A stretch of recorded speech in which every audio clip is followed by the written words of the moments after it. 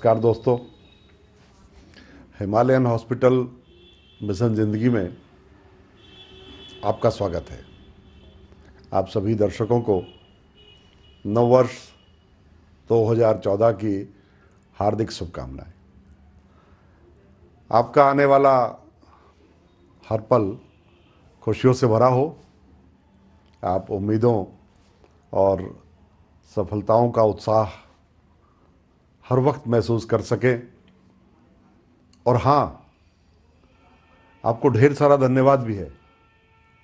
आपने मिशन ज़िंदगी के पहले ही प्रसारण से ढेरों भावनाएं व्यक्त की हैं। हमारी कामना है कि आप हमारी कोशिशों से यूं ही जुड़े रहें।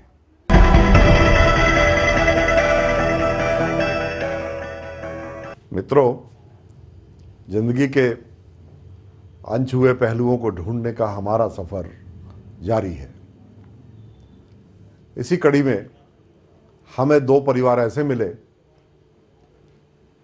जहां हमने मां की ममता की गहराई देखी। परिवार में होने वाले अनकहे प्यार को महसूस किया और महसूस किया कि इंसानियत के लिए रिश्तों का होना उतना ज़रूरी भी नहीं जितना किसी की भावनाएं महसूस करना है। अब एक नन्ही बिटिया और ज्योति को ही देखिए। शायद आप भी ज्योति और उसके परिवार से जुड़ सकें। ज्योति रो रही है। जानते हैं क्यों? क्योंकि अब तक ये आधा सच ही जानती है, और वो ये है कि इसके पापा अस्पताल में हैं। पर इसकी कहानी यहां से शुरू नहीं होती। बरसों पहले इसके परिवार को सब कुछ छोड़ना पड़ा था जिंदगी की तलाश में, जिसकी एक मध्यम लौ दिखी उत्तराखंड के ऋषिकेश में, अपने घर से सैकड़ों किलोमीटर दूर। इतनी सारी जिंदगियों को अपने साथ लेकर आने वाली ललिता देवी। अरमानों का तो पता नहीं, जरूरत पेट की, परिवार की और उनकी परवरिश की जरूर थी। उतना ही मिला जितना ऊपर वाले ने तय कर रखा था। घर नहीं, एक आसरा मिला, थोड़ा तंग, पर परिवार ने इसमें ही पूरी दुनिया संभाली। हां, इस टोटेपन में भी ऊपर वाले को जगह दी, सोचकर कि शायद नजरों के सामने रहने से उसे किसी दिन किसी बात पर तरस आ जाए, जो अब तक तो फिलहाल दिखता नहीं। ज्योति के पिता शिव शंकर सिंह, बस नाम के। मां ने जाने क्या सोचकर नाम रखा था। हुनर कोई था नहीं, पर हालात ने नसीब से लड़ने को मजबूर कर दिया। कभी दिहाड़ी मजदूरी कर, कभी लकड़ी काट कर शिव शंकर भी अपने परिवार को पालने में लग गया। या समझिए, एक एक दिन की मोहलत जुटाने लगा। इन्हीं हालातों को साझा किया पत्नी तुलसी देवी और बेटी ज्योति ने भी।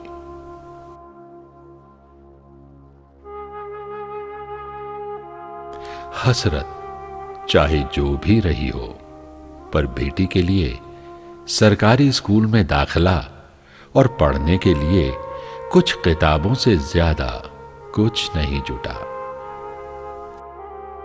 हां, मुश्किलें खूब जुटी। कमोबेश जिंदगी ऐसे ही रगड़ खाती रही, और इस पर भी ऊपर वाले का दिल नहीं पसीजा।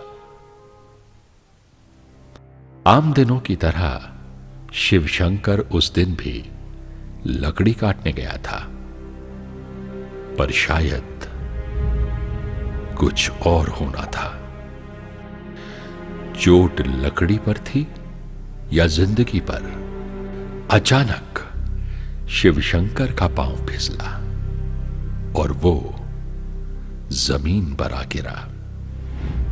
बेहोशी की हालत में शिवशंकर को पास के सरकारी अस्पताल ले जाया गया, जहां उसकी हालत के आगे लाचार डॉक्टरों ने उन्हें हिमालयन अस्पताल के लिए रवाना कर दिया।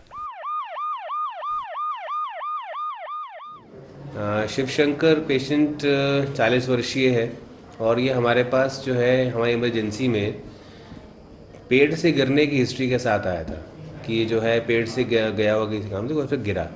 पेशेंट जो है जब हमारे पास इमरजेंसी में आया तो काफ़ी क्रिटिकल कंडीशन में था। वो पूरी तरह बेहोश था, ना वो किसी प्रकार का बोलने की स्थिति में था। उसके एक हाथ एक पाँव पे भी एक कमज़ोरी एक तरफ से उसको आ रखी थी, बाएं हाथ बाएं पर कमज़ोर था उसका। साथ में जो है उसकी आंखों का पुतलियों का रिएक्शन भी कम था, पूरी तरह बेहोश था। इतना ही आधा सच। अब तक बेटी ज्योति को भी मालूम है और यही उसके रोने की वजह भी है। पर जरा सोचिए कि जब उसे ये मालूम पड़ेगा कि उसके पिता की हर सांस जिंदगी से जूझ रही है, तो क्या होगा? क्या होगा जब वो ये जानेगी कि सिर के बड़े ऑपरेशन के हफ्ते भर बाद भी उसके पापा की धड़कनें कब रुक जाएं, कोई नहीं जानता।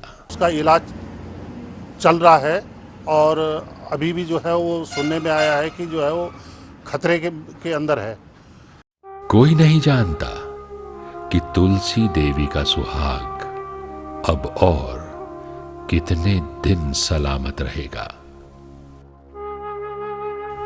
या जिंदगी एक बार फिर से घुटने टेक देगी।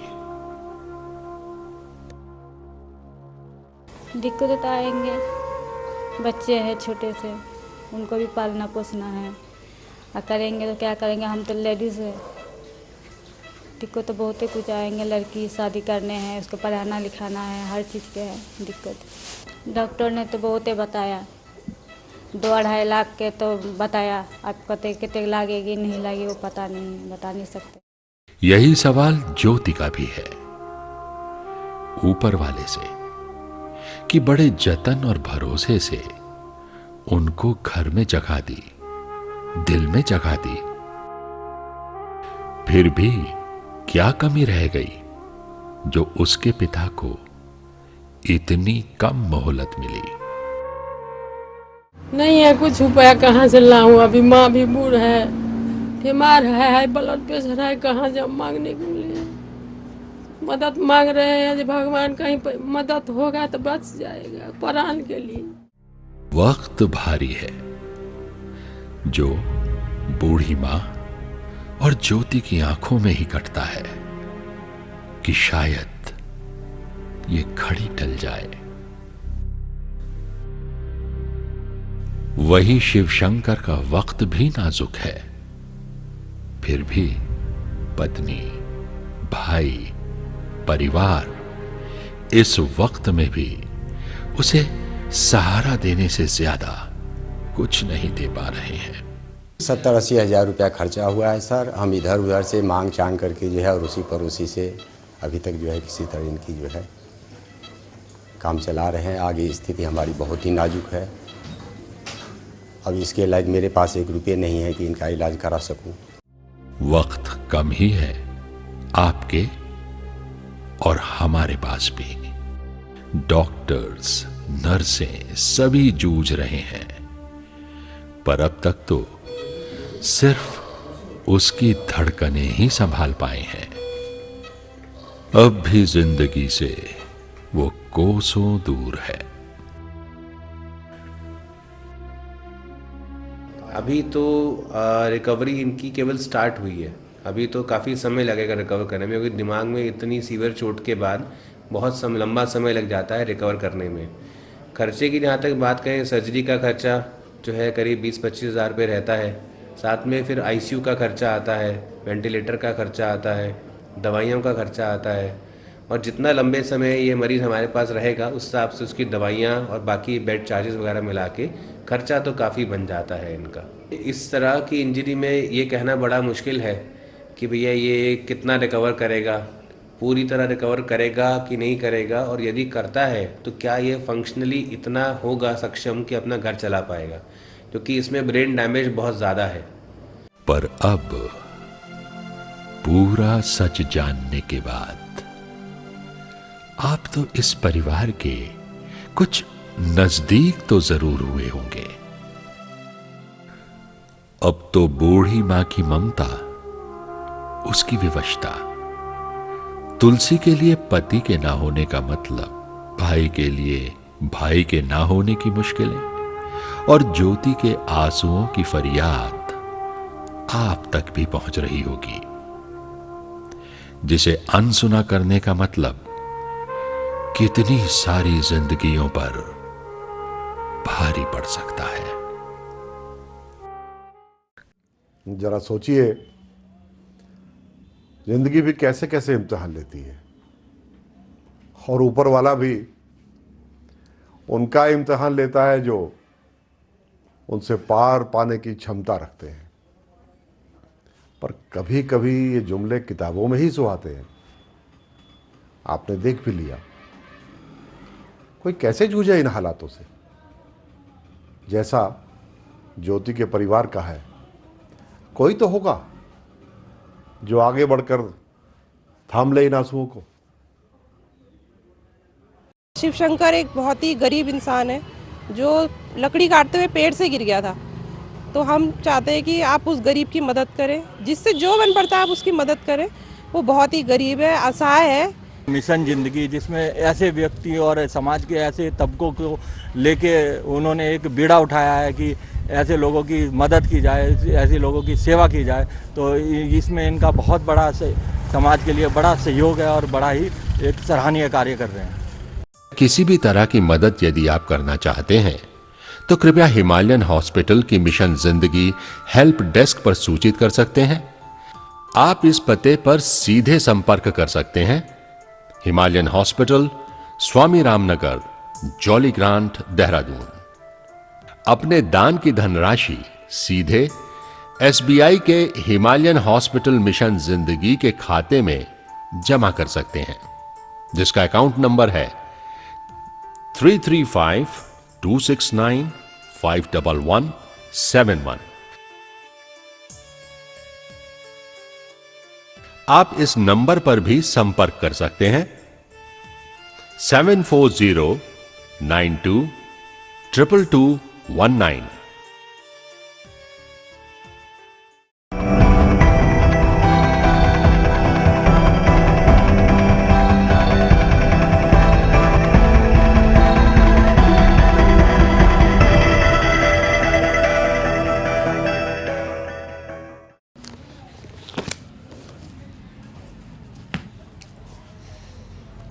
दोस्तों, माँ का आंचल भी कितना महफूज होता है, ये उस बच्चे से पूछिए जो उसमें छुपकर महसूस करता है। माँ के स्पर्श में कितना अधिकार, कितना अपनापन सा लगता है। माँ की उंगली पकड़कर मचलना, रूठना, जिद करना और फिर मान जाना, जिंदगी के कितने एहसास हैं, इसमें कितनी गर्माहट है। और राम सिंह को इसी की जरूरत है। आप भी महसूस करके देखिए। सरपट दौड़ना, गुलाचे भरना, पल भर में दुनिया भर का फासला तय करने का उत्साह, हर चिंता से बेखबर, मस्त मौला जिंदगी। ऐसा ही तो होता है बचपन, हर किसी का, बेलगाम, बेपरवाह, थोड़ा अल्लड़ सा। हमारा राम सिंह भी ऐसा ही था। टिहरी के मलेथा गांव की गलियां राम सिंह और उसके दोस्तों की धमा चौकड़ी का कुछ ऐसा ही बयान करती हैं। स्कूल जाना, स्कूल से लौटकर आते ही दोस्तों के साथ क्रिकेट खेलना, दूसरे बच्चों की तरह टीवी देखना और गांव के दूसरे खेलों में मशगूल रहना, कुछ ऐसी ही जिंदगी थी राम सिंह की। पर उसकी एक बात दूसरों से अलग थी। बचपन में ही उसके सिर से पिता की परछाई हट चुकी थी। यही बात उसे थोड़ा संजीदा भी बनाती थी, क्योंकि एक पिता के ना होने का मतलब उसे मालूम था। जब से होश संभाला, जिम्मेदारियां ही संभाली। जिम्मेदारियों ने बचपन में ही उसे कुछ ज्यादा ही बड़ा कर दिया।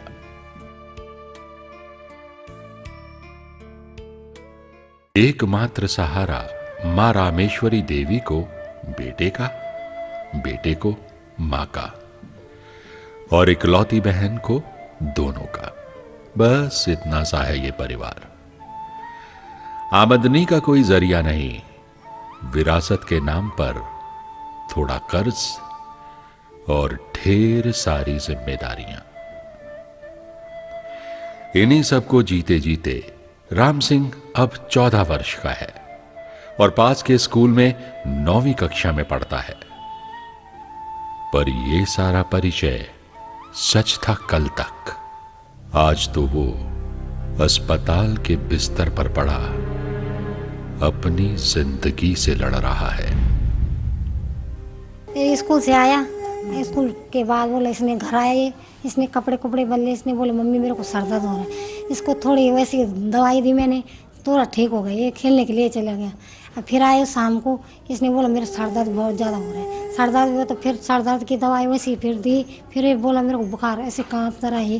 तो हम सुबह इसको ऐसे हॉस्पिटल में ले गए, छोटा मोटा हॉस्पिटल है वो कीर्तिनगर ना, वहाँ से लाए घर, फिर भी नहीं है वो ठीक। तो सीधा हमने इसको सिरकोट उठाया, सिरकोट से फिर इलाज किया, वो किया, ग्लूकोज चढ़ाए, दवाई दी, फिर भी नहीं रहे। इसको दौरे भी पड़ते रहे। हमने उठाया, फिर उन्होंने बोला जब तक तुम सीढ़ी स्कीम नहीं करोगे तब तक तुम बाहर भी नहीं जा सकते। तो उन्होंने सीढ़ी स्कीम की है, तब इसको यहाँ उठाया।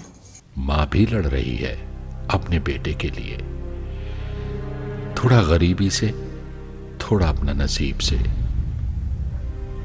कहे किससे, किससे आस करे? कोई है भी तो नहीं। हाँ, बेरोजगार चाचा की हद में जो था वो कर दिया। माँ है उनकी दिहाड़ी मजदूरी करके अपना उनका बच्चों का भरण पोषण करती है और इस समय इन पे ऐसी मुसीबत आ गई है कि अब इनका दवाई का भी खर्चा पर्चा भी करना बड़ा मुश्किल हिसाब से है। और खर्चा तो साफ ऐसा है कि थोड़ा बहुत गांव वाले जितनी उनकी श्रद्धा है गांव में बोल बाल के चंदा वगैरह से इसका काम चला रहा हूँ। एक बहन है जो घर से दुआओं का पैगाम भेज रही है। एक और बात, दवाइयां भी लड़ रही हैं उसकी बीमारी से। ये बच्चा असल में एक मानसिक रोग में दिमाग का इन्फेक्शन होता है जो कई कारणों की वजह से हो जाता है। असल में इस बच्चे में भी इस तरह की एक बीमारी बुखार के साथ, ये पहले जो दिक्कत आती है बुखार के साथ करके ये हमारे पास पहुंचा, जिसमें इस बच्चे को दिक्कत थी कि 5-6 दिन से बुखार सिर दर्द से पीड़ित था और ये थोड़े से अपने पूरे होशो हवास में नहीं होकर और बाहिना तरफ से बाहिना हाथ पैर इसके कम चल रहे थे। डॉक्टर्स, नर्सें सभी जो बन पड़ रहा है कर रहे हैं, पर नतीजा अब तक तो कोई खास नहीं। लगभग बेसुध पड़े बेटे को एक टक देखना, उसके दर्द को महसूस कर खुद से ही हाथ पांव दबाने लगना। एक मां के इलाज का यही सलीका बेटे को कितनी राहत देता था अब तक। पर जाने क्यों इन सब से अब उसे कोई राहत नहीं मिलती या महसूस नहीं होती। कभी मां की ममता छलकती है तो बेटा बस होंठ ही हिला पाता है।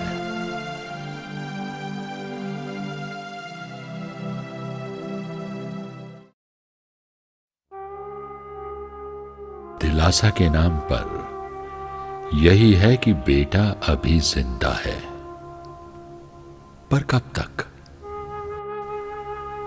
डॉक्टर कह रहे हैं इलाज लंबा चलेगा, वो भी उसके बल पर जो इस परिवार के पास नहीं है, यानी बेजान से दिखने वाला रुपया राम सिंह की जान के लिए बहुत जरूरी है। मेरे पास पैसे नहीं है, इसका इलाज कहाँ से करूं मैं? जितना था वो लगा दिया मैंने, बाकी लोगों से मदद मांग रही हूं मैं। अब जरा सोचिए, एक मां की बेबसी, जिसका सब कुछ यही बेटा है, पति के बाद यही एक सहारा है, जो अब इस हाल में है। तो क्या एक बचपन को यूं ही खामोश हो जाने दें? एक मां को यूं लाचार और बेसहारा छोड़ देना क्या ठीक होगा? आप भी तो मां और बचपन दोनों के होने ना होने का एहसास जानते हैं ना? मां का प्यार से माथे पर चूमना, सिर पर हाथ फेरना कितनी सारी चिंताओं से हमें आजाद कर देता है, पर जो इससे महरूम है उन्हें हम कुछ महसूस तो करवा ही सकते हैं। आपके कुछ ऐसे ही स्नेह की जरूरत है राम सिंह और उसके परिवार को। मेरा अनुरोध है कि राम सिंह जो छोटा बच्चा है उसकी जान बचाने के लिए पूरे देशवासी आगे आए। हम सब मिशन जिंदगी के साथ हैं और राम सिंह नाम का लड़का बहुत बीमार है, उसके परिवार के पास आमदनी का कोई जरिया नहीं है, इसलिए समाज के सभी लोग आगे आके उसकी मदद करेंगे तो इसलिए उसका भला हो जाएगा। किसी भी तरह की मदद यदि आप करना चाहते हैं तो कृपया हिमालयन हॉस्पिटल की मिशन जिंदगी हेल्प डेस्क पर सूचित कर सकते हैं। आप इस पते पर सीधे संपर्क कर सकते हैं। हिमालयन हॉस्पिटल, स्वामी रामनगर, जॉली ग्रांट, देहरादून। अपने दान की धनराशि सीधे SBI के हिमालयन हॉस्पिटल मिशन जिंदगी के खाते में जमा कर सकते हैं, जिसका अकाउंट नंबर है 33526951171। आप इस नंबर पर भी संपर्क कर सकते हैं 7409222219।